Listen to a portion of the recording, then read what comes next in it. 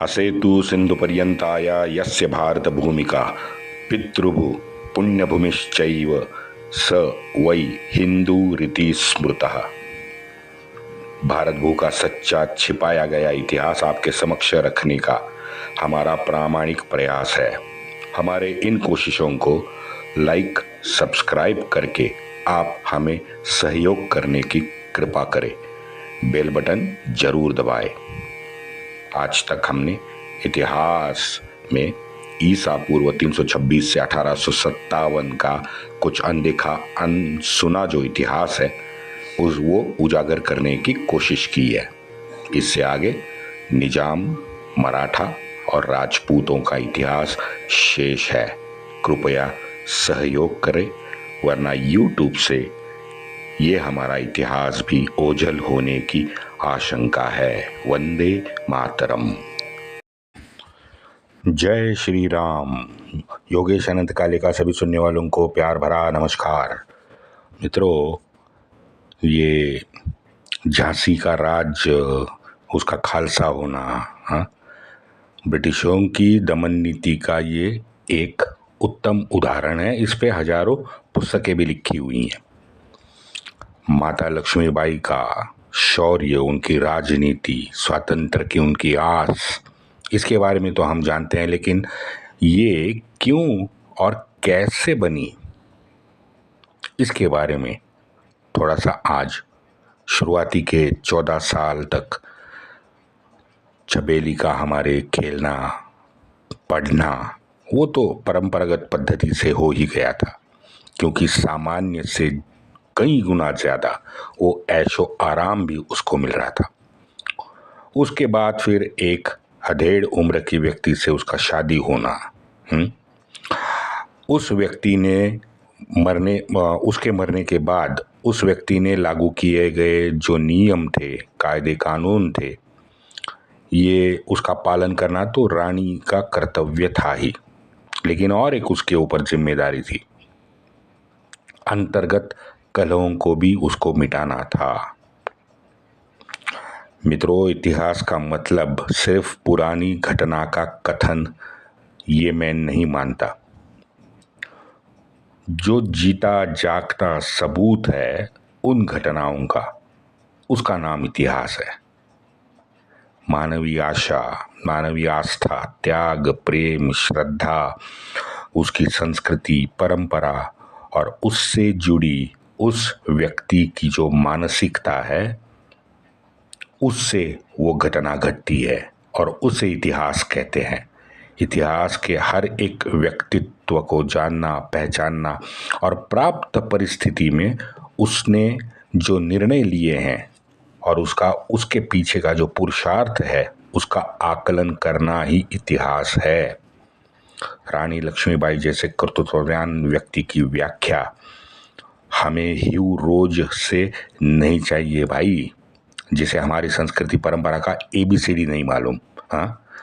वो नालायक Karl Marx, max Muller जैसे जो भांड थे, उनका आकलन, जो एक बार भी भारत नहीं आए, उनका भारतीय संस्कृति और समाज का आकलन हम क्यों पढ़े? अब क्या हम इन लोगों से हमारी परंपरा, संस्कृति और इतिहास, हमारी आस्था, श्रद्धा के जो प्रतीक है, उनकी जानकारी हम इन लोगों से लेंगे? हमारे लोग कम है क्या? यह हमारी मानसिकता बनाई किसने है? त्याग और समर्पण की व्याख्या कार्ल मार्क्स करेगा? क्यों? कर्नल टॉड को इससे अलग रखो, क्योंकि कर्नल टॉड, उसने जो राजपूताना का इतिहास लिखा है, उसके लिए उसने अपना जीवन खपाया। किसी एजेंडे के साथ उसने लिखना आरंभ नहीं किया था, उसको लगाव हो गया था, इसलिए उसने अभ्यास किया, बरसों समझने के लिए बरसों बिताए। हर उस राजपूताना के क्षेत्र में गया, रिकॉर्ड खंगाला, लोक कथा, तात्कालीन लेखकों ने लिखे लेख उसने ढूंढ ढूंढ के निकाला। उन लेखों का, उन लोक कथाओं का मर्म जानने का प्रामाणिक उसने प्रयत्न किया है। ये इरफान बिरफान, मोहम्मद बिम्मद, हबीब जैसे हरे चश्मे को, हाँ, उनके जैसा मोमिनों के वर्चस्व को इसको नहीं थोपना था, इसको इतिहास बताना था।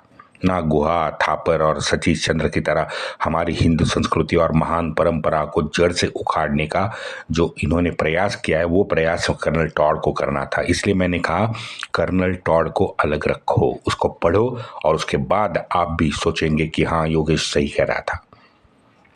अगणित अंग्रेजों ने जो लिखा है, जो आज आर्काइव हो, एशियाटिक सोसाइटी हो, कैम्ब्रिज हो, विकिपीडिया हो, ऑक्सफोर्ड हो, भरा पड़ा है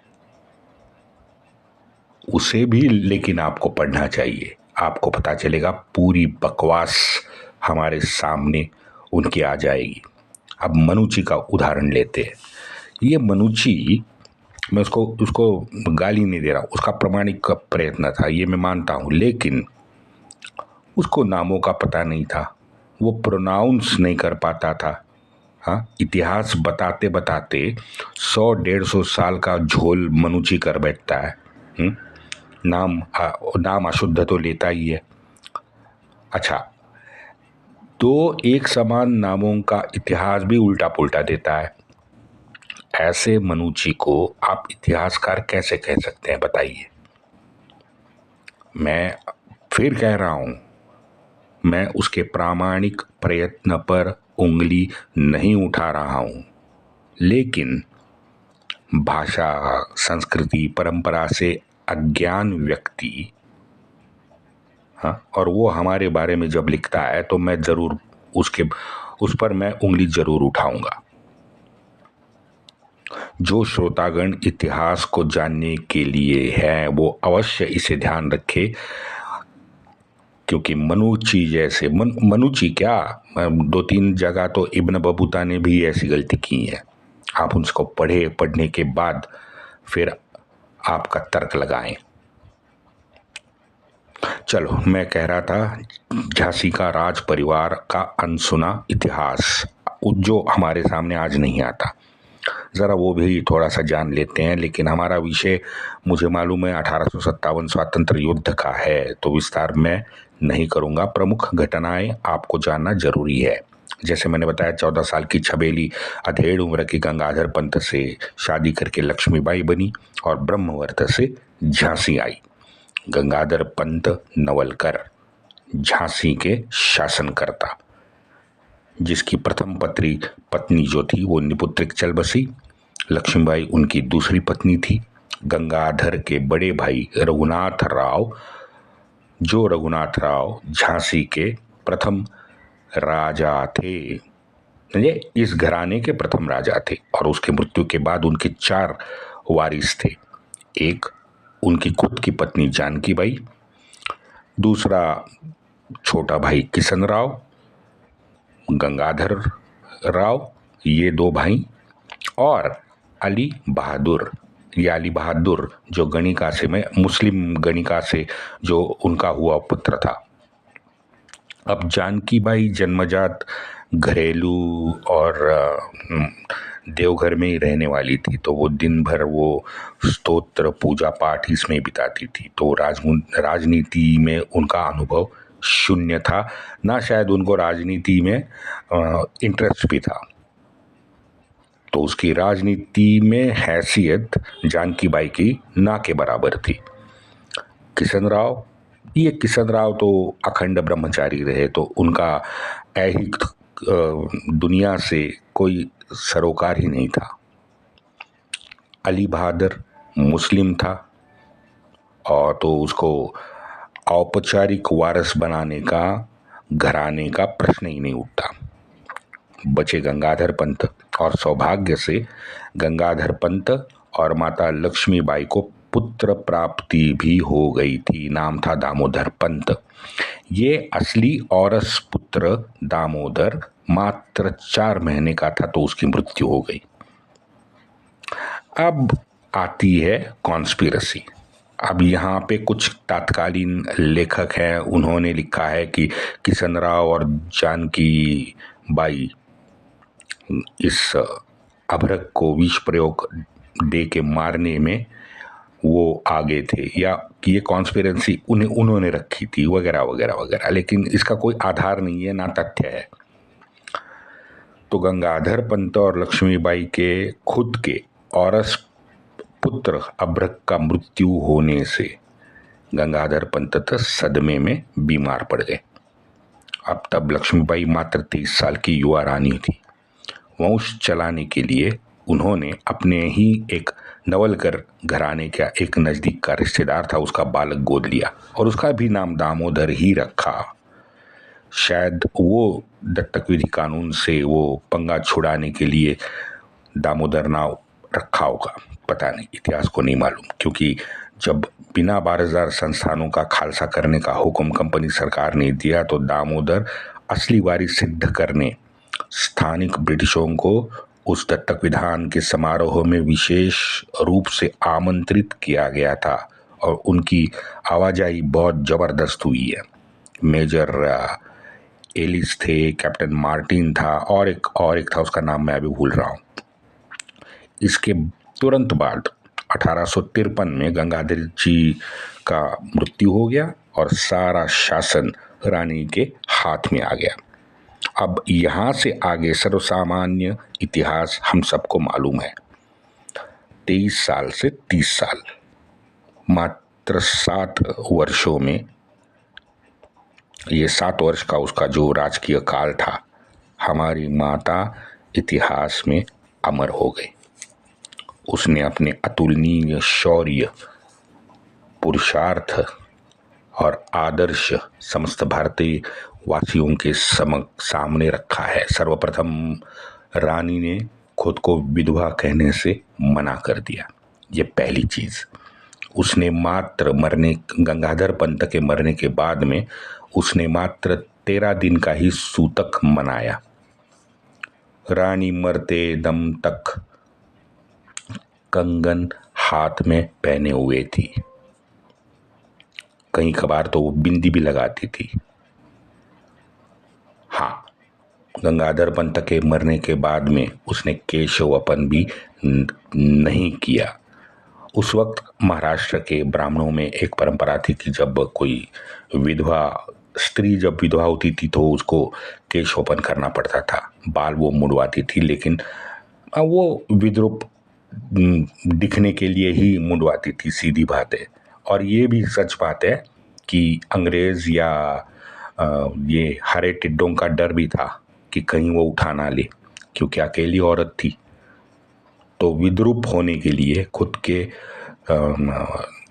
के फेस को विद्रूप दिखाने के लिए वो केशोपन करती थी, सफेद साड़ी पहनती थी या लाल सूती वस्त्र पहनती थी।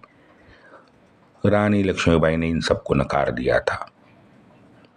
उधर लॉर्ड डलहौसी ने झांसी की दत्तक वारिस की जो अर्जी थी वो नामंजूर कर दी थी और एक हुक्म के तहत सारी झांसी ब्रिटिश साम्राज्य में विलीन करने की और 1 साल बाद रानी को 60,000 रुपये पेंशन और किला उसे देने की व्यवस्था की।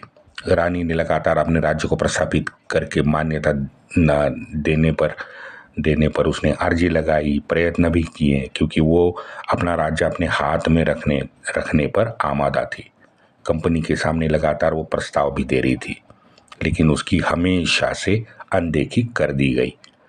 4 साल के बाद आ गया एक असामान्य मौका, जहाँ हर कोई सामान्य के मन में जो संपूर्ण स्वातंत्र की जो आस होती है ना, वो मिलने का ये मौका था, जब सारा उत्तर पूर्व और कुछ प्रमाण में दक्षिण भारत में समाज एकजुट होकर इन आक्रांताओं से लड़ने के लिए तैयार हुआ। हमारे रानी ने सामान्य महिलाओं को जोड़ने के लिए एक अनोखा तरीका निकाला। महाराष्ट्र में, मैं जानता हूँ, वो बता रहा हूँ कि महाराष्ट्र में श्रावण में जहाँ पुरुष सावन कहते हैं हिंदी में, सावन में जहाँ पुरुष सोमवार का व्रत रखते हैं, महिलाएं मंगल और शुक्रवार एक व्रत रखती हैं देवी का, आदिशक्ति का। और सारी परिचित उनकी जो महिलाएं होती हैं या रिश्तेदार महिलाएं होती हैं, उन पे घर पे बुला के उनको हल्दी और कुमकुम का तिलक लगाते हैं। तो उस तरह से अतिथि महिला का सहर्ष वो स्वागत करती हैं, प्रसाद भी देती हैं। और मेरे ख्याल से महिला एकत्रीकरण की ये हमारी सनातनी परंपरा है। तो रानी ने इस एकत्रीकरण का उपयोग बड़े खूबसूरत तरीके से महिलाओं को स्वातंत्र की आस और स्वाभिमान संदेश की चेतना जगाने के लिए किया। बाकी दुर्गा दल, वो माता झलकारी देवी, इनके बारे में तो मैंने विस्तार से ऑलरेडी बता दिया है। बल्कि माता झलकारी पे तो पूरा का पूरा एक एपिसोड है, उसमें माता झलकारी की जीवनी का मैंने विस्तार भी किया है, आप उसको जरूर सुने। तो इस हल्दी कुमकुम समारोह के एक महीने के बाद में जून 1857 में बंगाल के 12वें रेजिमेंट के हमारे राष्ट्रवीरों ने झांसी किले पे हमला किया है। वंदे मातरम।